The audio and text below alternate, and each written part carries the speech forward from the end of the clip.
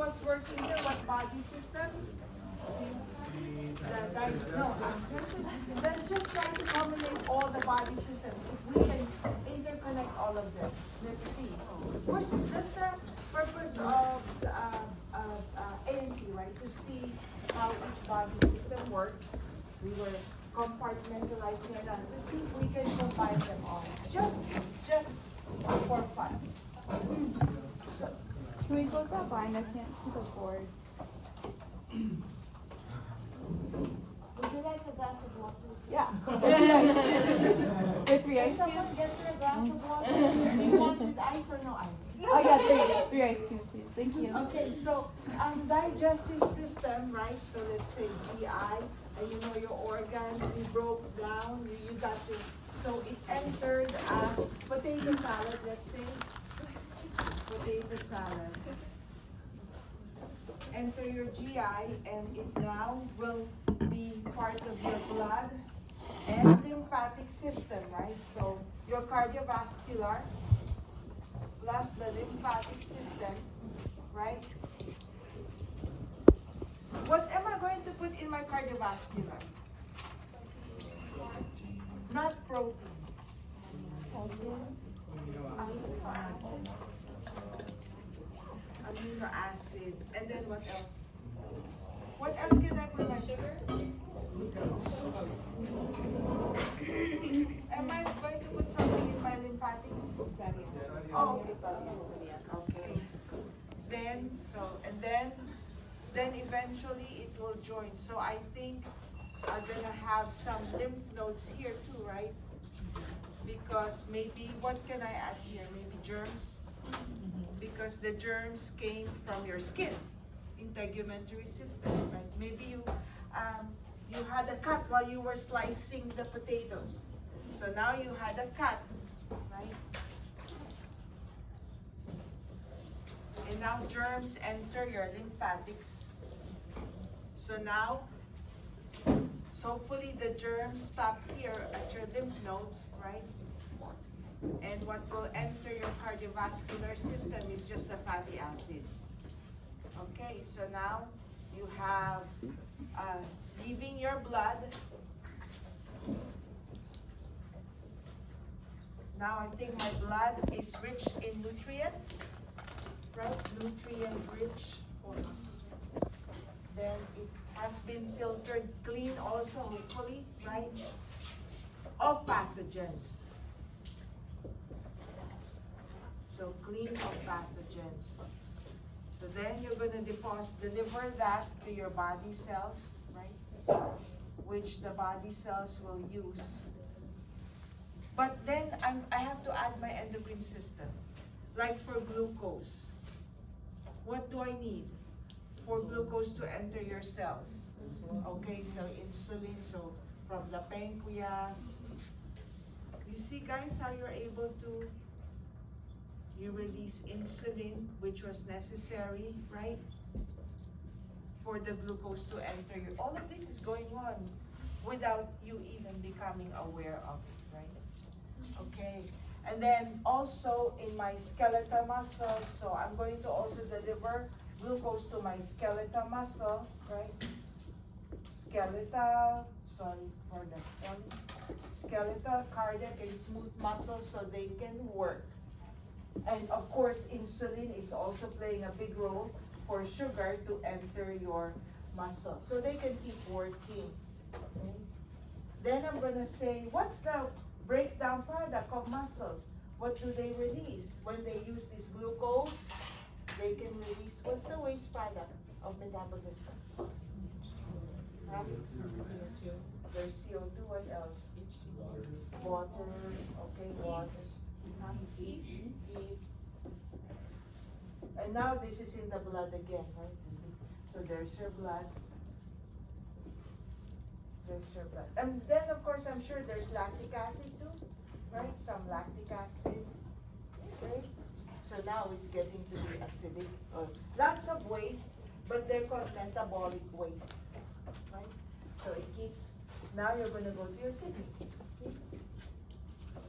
Right? So what the kidney will do is to make sure that whatever the the waste, whatever you don't need is not useful for the body, you discard it. And so when it leaves the kidney, you have the blood, the nutrients again, whatever, minus the waste. Right? There's still CO2 here, and the CO2, the best way to get rid of that is to your respiratory system. Right? So now we add the respiratory system. That's how you get rid of CO2. So CO2 gets out here, and then oxygen enters here. Right? And then we're gonna, so there's still glucose, and then you have calcium, you have nutrients, minerals. You know you need calcium always for muscle activity, for brain activity. So I bet you that calcium is going to your brain, is going to your muscle, but then a lot of that goes to your bones, right? What do we need to put the calcium into your bones? Endocrine system again, called calcitonin, right? So that's how, see how they're all tied together, right? You think you can do that? You think you can do that? I'm asking you because I'm thinking of something. Because the only reason I'm asking you is because I really like the way you did the respiratory system. So I was thinking of something. If you did very well in your respiratory system project, I was thinking, it's just a thought. What do you think? Yes, no? You think you can do it?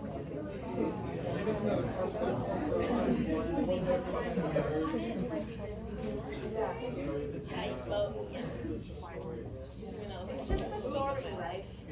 You know what will link all of them? Is your cardiovascular system. However, if I'm going to ask you to do this, you have to link all the body systems. It shouldn't be hard. You just say, oh, okay, I had a cut here, and then, oh, I'm moving my joints, so they need energy. You don't have to have like a, you see my drawing? It's ugly. But then, what I will assess is the way you're able to connect the dots. That's higher level of thinking. You were studying it one by one. This is challenging, but I want to see if you're able to connect them. Do you want this? Yes. For your test next Thursday? Yes.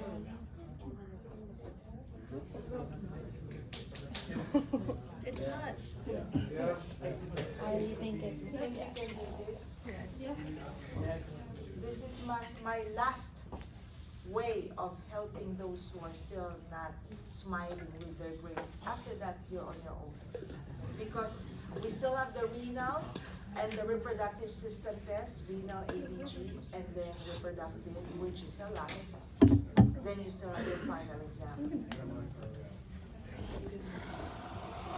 You can do that? Yes. Okay? Yes? Okay, how about what I'm gonna do is I'm not going to. I'm gonna say yes. Yes. That's my saying. My saying is yes. Okay? And I'm gonna. Guys, this is not a Jack and Jill drawing. This is not an elementary school drawing. This is seeing. This is a test of your higher level of thinking. Seriously. Once you start it, because I tried to do it myself, and I'm like, oh, I don't know where I'm going to add this. Where am I going to add this? Where am I going to add this? It took me a while to add everything. It will take you a while. So it looks easy, but once you start it, you're going to see, whoa, no wonder it's considered a test.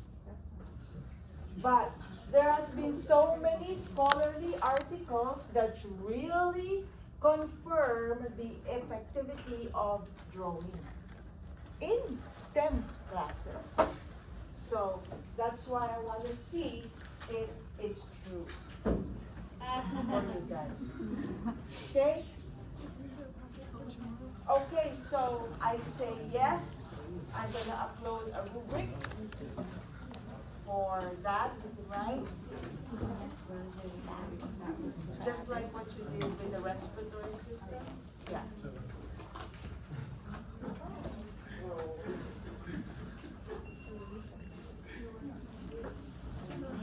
I'm gonna start it this week.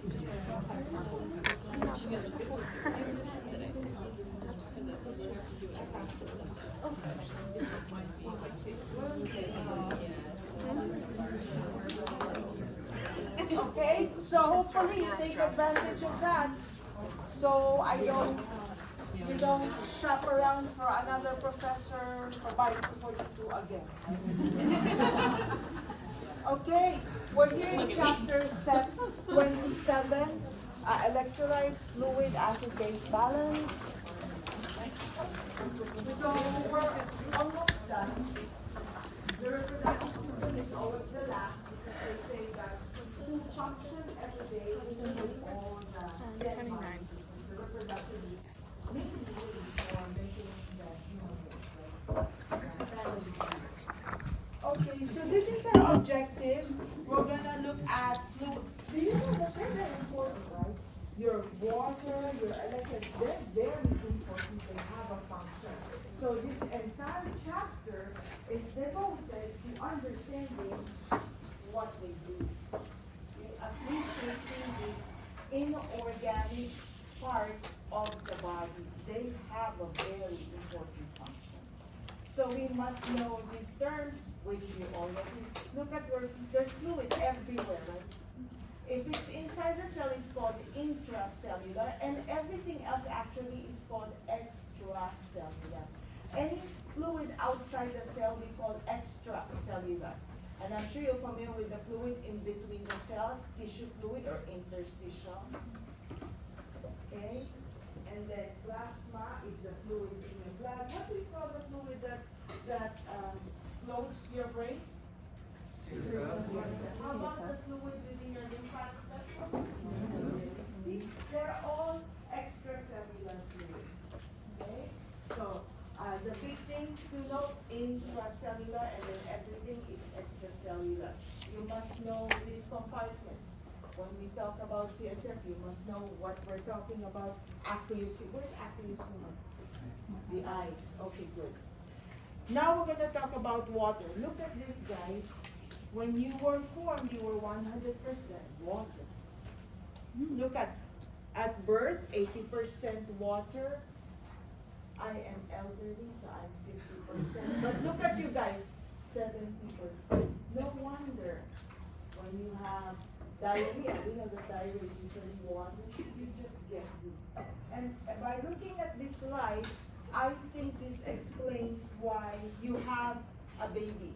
Both of them having dehydration. Which one will you attend to first? The baby first, right? Makes sense? Because they have a higher, basically demand for water than us. So we look at them first. This next slide shows us where is this water distributed in the body. Guys, look at this. Muscle, 75%. So heart is also muscle. So that's telling me if you're dehydrated, you won't have the energy. Like Baba. Baba loves to drink beer. Then I said, Baba, can you get up and oh, I'm so tired. In addition to being spoiled, I bet you he's dehydrated. No, what? There's a deficiency of water. Look at your brain. How can your brain function properly, right? It becomes like a fluid. Hopefully that's not Baba's brain. Do you remember? Oh, I don't know if you attended the water lecture for STEM. I showed images of CAT scan of the brain. dehydrates and it's like a raisin when it's lacking water. So the point is we need water. You don't need to memorize how much is water here and there. Don't know. I just wanted to show you how important water is. Okay? Okay, this one you remember from Bio 241? Okay, so we're gonna talk about this again. You're gonna expect this in your last lecture test. Right? So your very last lecture test will be renal, acid base, and all the reproductive, everything. The rest. Okay? So you remember isotonic? We want to make this is what we want our cells to be exposed to. And this is what ADH, aldosterone, all of those hormones, they work hard to make sure that your cells hopefully are in isotonic environment. If they can grab water here and there or keep it here and there to make sure this is the condition, they will do that. Right? Without your unconsciously, it's amazing. There's always something going on inside your body. Think of the inside of your body made up of little minions. They're always like doing whatever. What's their famous word? Something. Illumination. Okay, so the hypotonic promotes lysis, right? If we drink too much water, just plain water, that's not good because water follows salt, right? If we make this diluted, then in comparison, there's more salt here, so water goes in, promoting lysis, which is a form of what? Apoptosis or necrosis? Necrosis is abnormal cell death, always, right? Apoptosis is normal cell death. And then this is what happens if our cells are exposed to a hypertonic environment, meaning it's too salty outside, you're dehydrated, you didn't drink enough water. And so water follows salt, water will leave your cell and go here. So this is crenation. You must remember the word crenation, right? It's like cremation except you replace the letter M with an N. That was from Bio 241. And I know you know that by heart because I kept on nagging you on those terms in Bio 241, right? Okay, so, and look at this one. I asked you in 241 which one is more dangerous, has immediate danger, is hypotonic, right? Because lysis is irreversible. This one is reversible, but then this is, if we are constantly in a state of dehydration, that means our cells are constantly abnormal in shape. And that abnormal shape is the beginning of cancer. We talked about that, right? Abnormal shape of cells is called dysplasia, in case you didn't know.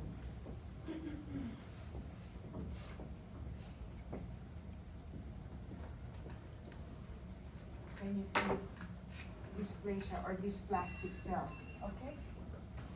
So you know hyperplasia, you know hypertrophy, it's a dysplasia. When you have like a pathology report, they say, oh, presence of dysplastic cells, that means they're abnormal shape. They say hyperplasia of the, you know that there's increased number, not so. Okay? So we don't want our cells to be in hypertonic environment because of the risk. Right? Abnormal cells, think abnormal is always equated with cancer, so we don't want that. Okay? Like I told you, you go to the NIH website and they have there a nice section on dehydration being linked as a positive risk factor for the development of colon cancer, right? So we don't want that. Okay, so now let's look at where is this. So, this slide is showing me that the water gain should be equal to water loss. As long as we're able to maintain them. And again, that's the job of your endocrine system, right? And nervous system, both of them. They want to make sure that they equal. That's why we have ADH, we have the hypothalamus, all that. We're going to see that, okay? So where do we get water? You know this ingested food, ingested liquid. What is metabolic water? Where did you get that? From what? What do you mean by metabolic? Where did you get the water? From the person. Very good, right? Remember? C6H12O6, send it to the Krebs cycle, all of that, metabolism, breakdown product is ATP plus water plus CO2 plus. That is your metabolic water. So you get water from there, from there, from there. You lose water here. You see the main organ for losing water is this one, your kidneys. Okay.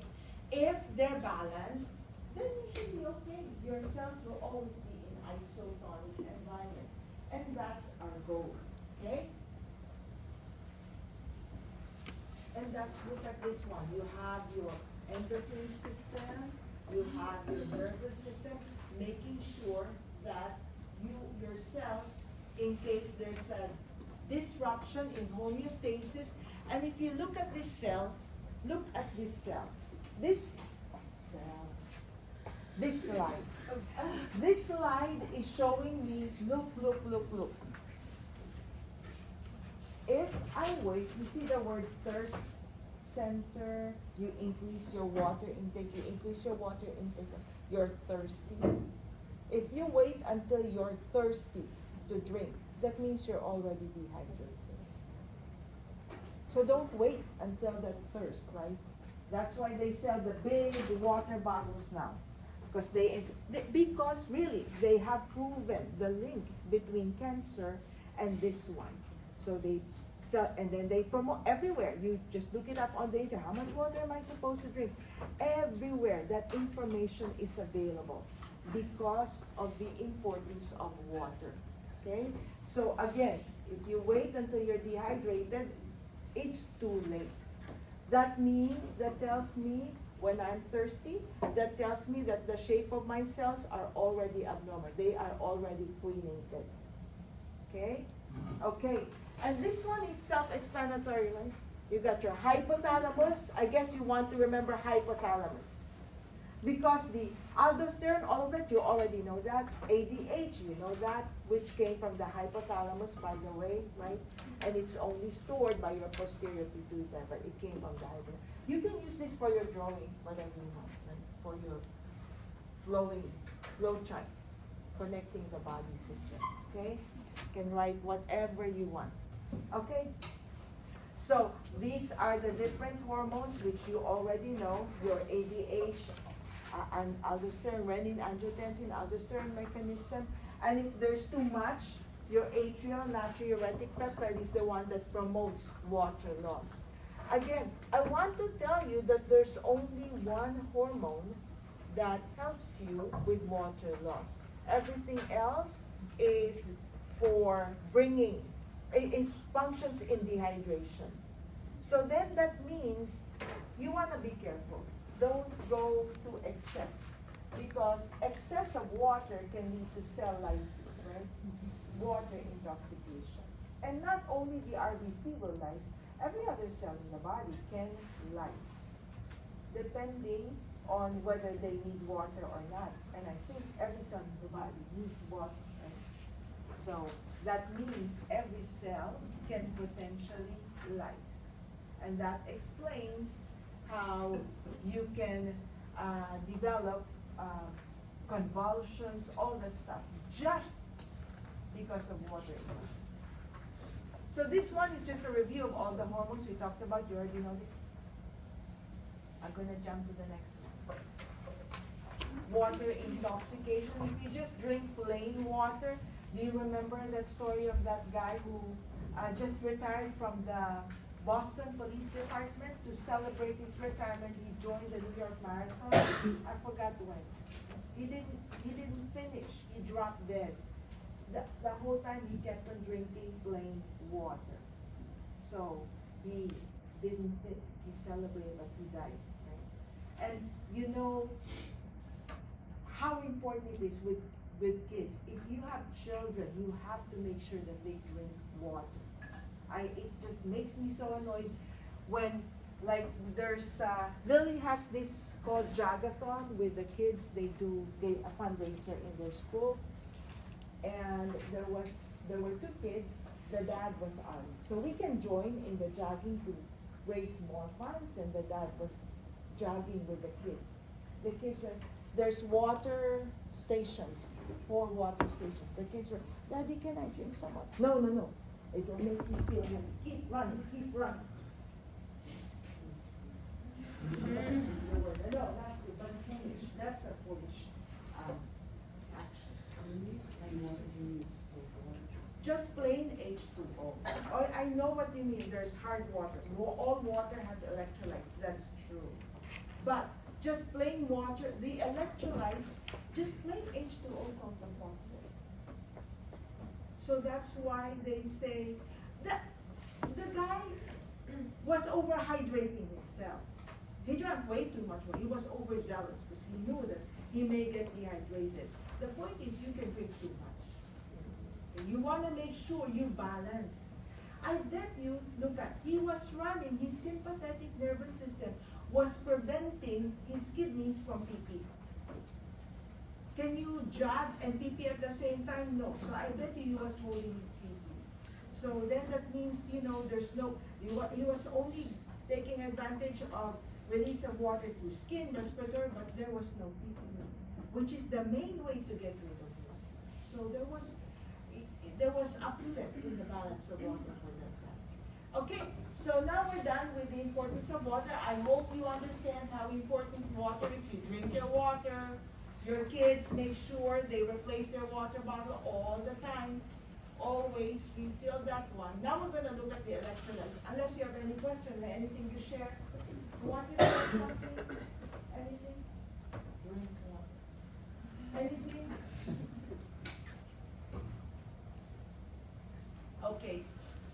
Okay, so now we're going to look at the different electrolytes. Look at the function of electrolytes. No need to memorize this. We already know this. The function electrolyte. What are electrolytes? The ions. Calcium ions, sodium ions. You know what they do, right? Generation of action potential. We saw important that one was.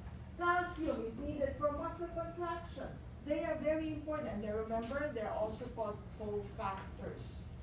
Anytime you need an electrolyte or an ion is an electrolyte. It's separated by water. We call it electrolyte. So anytime you see electrolytes helping enzymes, like in your Krebs cycle, even in your clotting process, remember? They're called cofactors. You remember in your clotting process?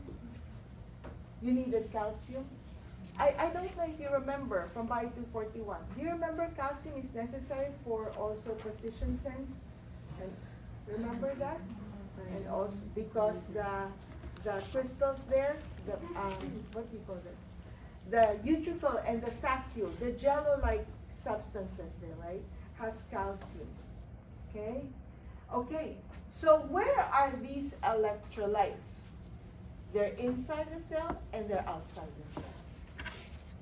So what you must know is what is most abundant inside the cell and what is most abundant outside. The yellow here is inside. So what this is telling you, so you want to know which one is the most abundant cat ion inside and outside. For intracellular, potassium is the most abundant cat ion. Extracellular or outside the cell, sodium is the most abundant cat ion, which you already know this in the nervous system. Remember when we were talking about action potential generation? Potassium abundant inside, sodium abundant outside. You remember that? The chemical gates, right? Okay. So now we're going to look at the anions. Does this make sense? Sodium, the sweetheart of sodium is what? Sodium always bonds with chloride, right? So you see that chloride is the most abundant anion outside. They're sweetheart, sodium and chloride, like me and Baba. Okay, so sweetheart. If you know sodium is outside, chloride is outside. Chloride is negative, sodium is positive. Cation, anion. Remember those terms? Bio 241. Then the most abundant cation inside the cell is potassium. The most abundant anion or negatively charged is your phosphates. There's also lots of proteins inside the cell. But I want you, we're gonna study them one by one. Concentrate on the ones I want you to remember. Sodium. You must know these terms: hypernatremia, hyponatremia. Okay? Hypo. Meaning a lot of sodium in your blood. Hypo means low sodium. You ever had your blood work? Don't they show you levels of sodium, all these electrolytes? I hope you're understanding why those electrolytes are needed to be measured, right? You just think about any body system, you know that they are playing an important role. You see, do you understand the function of these hormones? I read somewhere that if you don't ever do this, but if you ingested 1 full tablespoon of sodium, you'll be dead instantly. Okay, so don't do that. But I just, there's extremes. Don't do too much. Sodium also. So what I want you to remember I told you I did a cheat sheet. Sodium problems, the first thing that should come to your mind is what? Blood pressure. Of course, eventually it will affect every body system. But the first thing you should think of is the cardiovascular system. Or you think about sodium. Blood pressure specifically. Do we have to discuss these hormones? Aldosterone, ADH, and atrial natriuretic peptide. You know what they do? Okay? By the way, I want to tell you, who works in the hospital here? If you give diuretics, some diuretics, can you give me some example of diuretics? Coffee? Huh? Coffee? What? I can't see. Coffee? Oh no, I mean drugs, diuretic drugs. Lasix, which is very common, right? Furosemide. Don't they give the patient also potassium? When they give the patient Lasix, which is furosemide, they also give the patient potassium. So this is your loop of Henle. This is the distal convoluting tubule. There are cells here.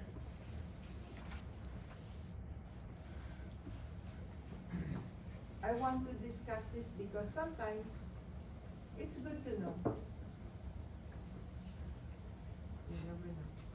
Okay, so what happens is when you give them Lasix, the reason Lasix works is because it prevents your loop here, the cells, to reabsorb sodium. So the gates here for sodium are closed and you're releasing a lot of sodium. Now, the problem is the cells here in the distal convoluted tubule to the collecting duct, especially in the DCT right here. When you're losing a lot of sodium, the DCT cells are realizing there's a lot of sodium that's passing through. What will happen here is they will start reabsorbing sodium. But then, remember, sodium is always in exchange with potassium. So instead of sodium, they throw out potassium in this area. So that's why people on Lasix start becoming low in potassium, which you know what will happen, right? Potassium problems, think nervous. So that's why if you give your patients Lasix, you give them potassium. The best is I don't know the brand name, but this one, maybe you'll see this in the order, medicine order. Instead of Lasix, they give this one because this contains potassium to prevent it. But that's the main reason. That's why we give them potassium. Do you understand? In case I ask you this, just in case. Right? So the Lasix, what does Lasix do? It prevents the reabsorption of what? Sodium. So then that means, especially with congestive heart patients, right? Give them Lasix so to control the edema, so you throw out the water. And the way to get rid of water, sodium. But then, as you're doing that, over time, these cells here are realizing you're throwing out a lot of sodium. So what the cells here will do, the DCT cells, is they will reabsorb the sodium that's on its way out here. And in exchange, they throw out potassium. You're still going to get rid of the congestive heart care, the water. But except you use potassium instead of sodium. So they're going to be low in potassium if you just give them Lasix. Okay? Chloride is the sweetheart of sodium. And so you have aldosterone also working to make sure that you have normal levels of chloride. The next one I want you to know is this one. Aldosterone. Potassium. And you must know these terms: hyperkalemia, hypokalemia. And what did we say? If there is an imbalance or abnormality of potassium, we first think nervous system. That's the first thing we will think of, nervous system. And like I said, eventually everybody's system will suffer, but the first to suffer is nervous system. And I think that also explains why if we have potassium problems, maybe we're weak, right? Because nervous system is the key to telling your muscles to contract. So cramps, all that stuff, a lot of times it's potassium problem or calcium. Okay? Then, does this make sense, aldosterone? Because they are, if you absorb sodium, you throw out potassium. If you absorb potassium, you throw out sodium. Remember that. That will help you in your answer, in critical thinking questions, if there will be. Just remember, if they, either one or the other, absorb sodium, throw potassium. Absorb potassium, throw sodium. Cannot be both of them. You're going to exceed the charge. Bicarb, we're going to skip because we're going to talk about acid-base balance. Bicarb is very important for acid-base balance. We tend to be on the acidic side all the time. Coffee is acidic, orange juice is acidic.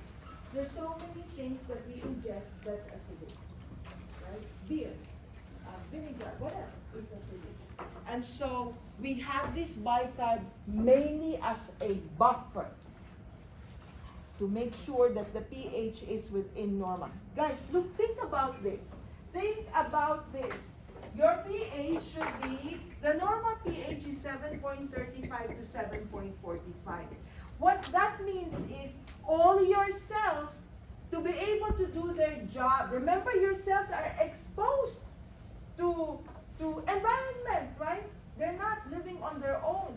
So if they're exposed in an environment that is very acidic, which is low pH, or even if it's 7.33, that's already acidic. Or 7.46, that's basic, right? So the job of your bicarb, if you go into acidosis, it's called acidosis, is to buffer that. Let's say your legs. The way to get rid of that, remember, acid. How do you get rid of acid? Can you get rid of that? If it's, let's say, lactic acid, or whatever acid. If it's not CO2, how do you get rid of that? If it's not CO2, how do you get rid of any acid product in the body? Your urine, right? So I had an acidic condition in my leg right here. Where's my pee-pee? It has to go here, right? So then that means on the way to pee-pee, if there was no bicarb, all the other cells, as the acid is passing through, is gonna ruin or affect all the other cells on its way out the kidney. Does that make sense? Right? And that's why we have bicarb in our circulation all the time, to buffer that. Buffer means make something less acidic. That's what buffer means. You still have to get rid of it. Like a dirty diaper, it's stinky, right? So You put it in the house, you're walking from here to the trash can. If you don't put it in a Ziploc or whatever, it's so stinky. Everyone is gonna smell it. What is that smell? You have a poker party, whatever. Everyone is gonna smell somebody poop in the house, right? Okay. Okay.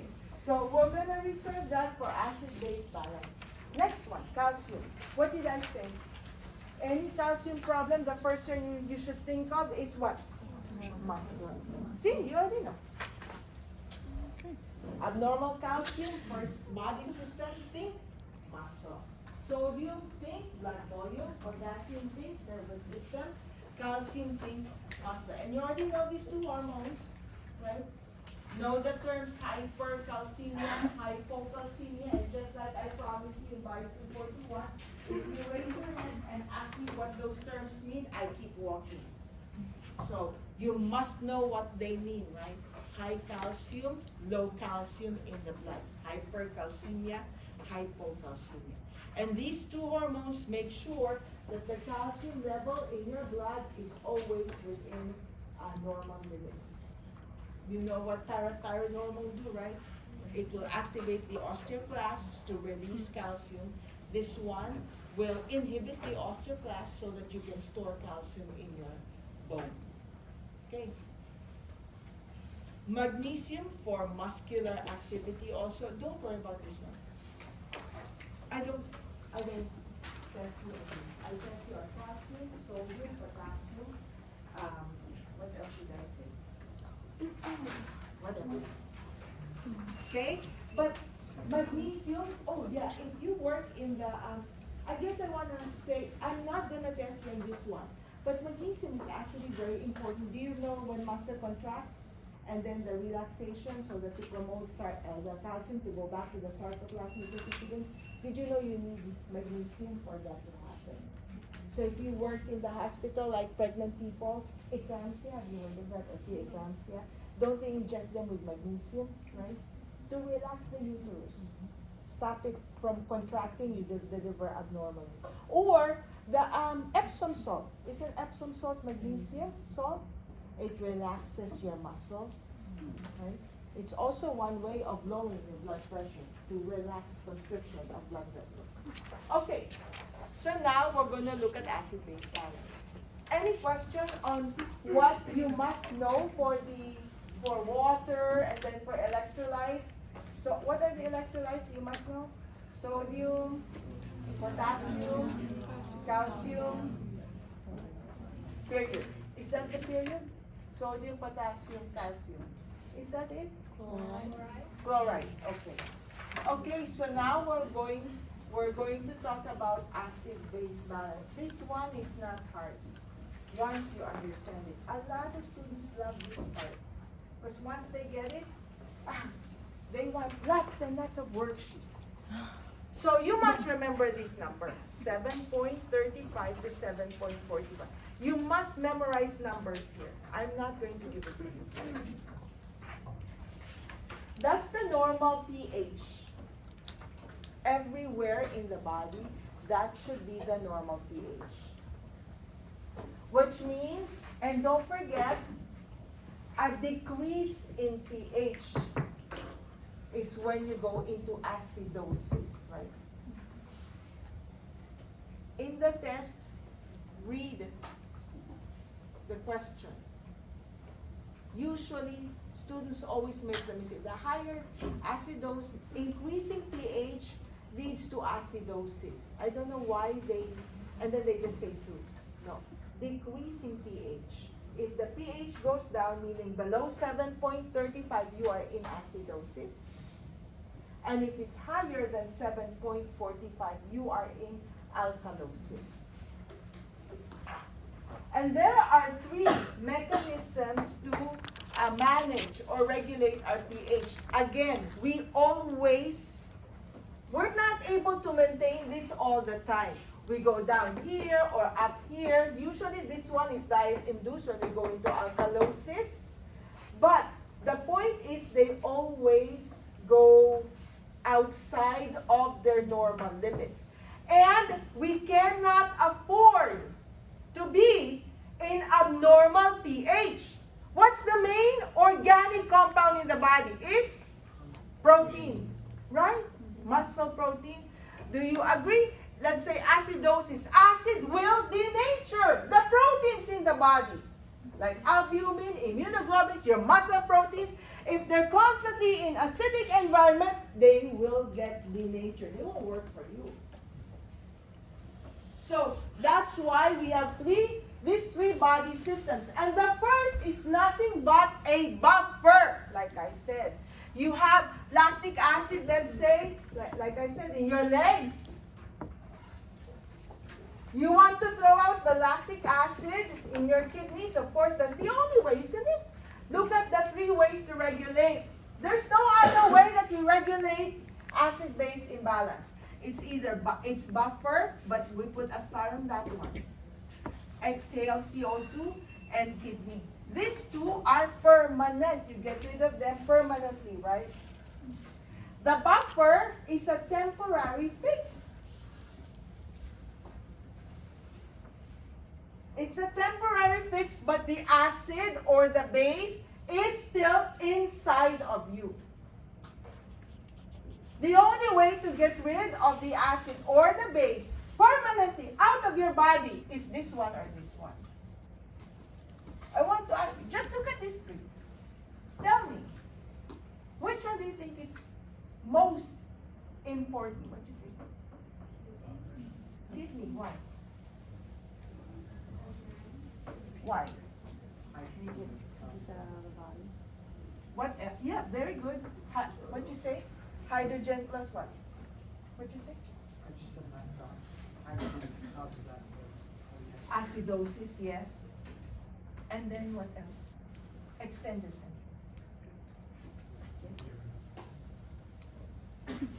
This one, what do you get rid of here? Only CO2. If it's not CO2, this one, right? Right? So that's telling me that this is the most important in urinary system. This is why people who are in renal failure, if they don't go for dialysis, they're in trouble. Right? I had a patient, she's 8 years old. She was getting tired of dialysis, so she had to write that she refused anymore. And then, sadly, you know what happened, right? Okay, so you understand what buffers do? I am the acid, I am lactic acid, I am in your legs. I have to go out. There's the bathroom over there. There's the kidney, that door is the kidney. On the way to the kidney, all of you, if I am pure lactic acid, all of you will possibly be denatured because you're also kidney. On my way to the kidney. I went out, but I affected all of you. So that's why we need buffer, like the bouncers in the club, right? You're causing trouble. Let me escort you. That's what the buffers do.